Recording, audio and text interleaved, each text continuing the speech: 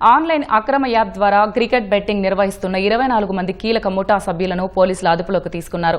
కోల్కతాలో 8 మందిని అరెస్ట్ చేశామని సిపి శంఖబ్రతక్ బాగ్చి తెలిపారు. క్రికెట్ బెట్టింగ్లో 500 కోట్లు లావాదేవీలు జరిగినట్లు పోలీసులు చెబుతున్నారు.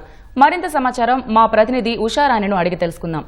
ఉషారాణి, చెప్పండి, క్రికెట్ బెట్టింగ్లో ఎంత లావాదేవీలు జరిగాయి? తాజాగా ఉన్న సమాచారం ఏంటి? నమస్కారం హర్ష.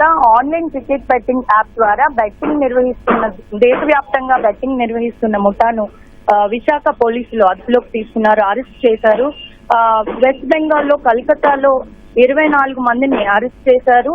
మొత్తం వారి దగ్గర నుంచి 2 కోట్ల నగదును స్వాధీనం చేసుకున్నారు. దేశవ్యాప్తంగా 500 కోట్ల మేరకు బెట్టింగ్ జరిగిందని వారు అంచనా వేస్తున్నారు. ఇంకా ఇలాంటి అమాయకుల్ని ఎంచుకొని మౌల్య అకౌంట్స్ ద్వారా ఈ బెట్టింగ్లను చేస్తున్నట్టు విశాఖ పోలీసులు గుర్తించారు. అమాయకులకు ఎక్కువ కమిషన్ ఆశ చూపించి వారి వద్ద నుండి ఈ బ్యాంక్ అకౌంట్స్ సుమారు 254 అకౌంట్లు తీసుకుని ఆ అకౌంట్ల ద్వారా ఇలాంటి క్రికెట్ ఆన్లైన్ బెట్టింగ్ జరుపుతున్నట్టు పోలీసులు గుర్తించారు. వెస్ట్ బెంగాల్ లో కలకత్తా వెళ్లి అక్కడ ఇంత పెద్ద దేశవ్యాప్తంగా పెద్ద ముఠా అక్కడ ఉందని తెలుసుకుని కీలక వ్యక్తులను అక్కడ అరెస్ట్ చేసినట్టు విశాఖ పోలీస్ కమిషనర్ తెలియజేశారు. ఆన్లైన్ క్రికెట్ బెట్టింగ్ ద్వారా చాలా మంది ప్రాణాలు కోల్పోయారు ఇప్పటికే. ఎందుకంటే అత్యధికంగా డబ్బులు బెట్టింగ్ లో గెలుచుకోవచ్చు, అత్యధికంగా డబ్బులు వస్తాయని ఆశతో చాలా మంది యువత కానివ్వండి, మధ్య వయస్సులు కానివ్వండి, ఎంతో మంది ఈ ఆన్లైన్ బెట్టింగ్ కి బలవుతున్నారు.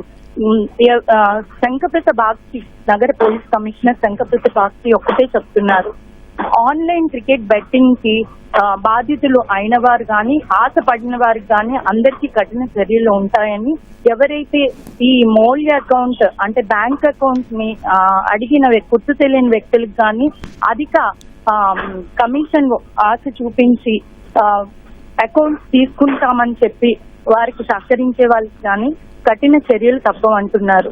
ఇంకా దేశవ్యాప్తంగా ఎక్కడెక్కడ ఆన్లైన్ క్రికెట్ బెట్టింగ్స్ నిర్వహిస్తారో వారిని అందరినీ గాలించి మరీ పట్టుకుంటామని తెలియజేస్తున్నారు. ఎందుకంటే ఈ ఆన్లైన్ క్రికెట్ బెట్టింగ్ ద్వారా ఎన్నో కుటుంబాలు చిన్నాభిన్నం అయ్యాయని, ఆన్లైన్ క్రికెట్ బెట్టింగ్ బారిన పడిన వారు చాలా మంది ఉన్నారని, చదువుకున్న వాళ్ళు కానివ్వండి, చదువు లేని వాళ్ళు కానివ్వండి, రాత్రికి రాత్రే కోటీశ్వర్లు అయిపోవచ్చు అనే ఆశతో ఇలాంటి ఆన్లైన్ క్రికెట్ బెట్టింగ్లు బారిన పడుతున్నారని, వారి వద్ద నుంచి 81 సెల్ ఫోన్లు, 13 ల్యాప్టాప్లు స్వాధీనం చేసుకున్నారు.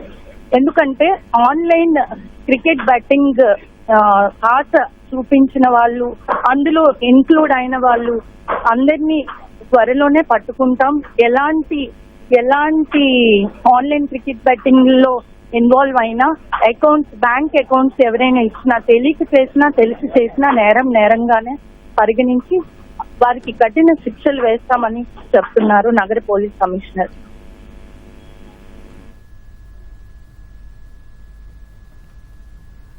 ధన్యవాదాలు ఉషారాణి.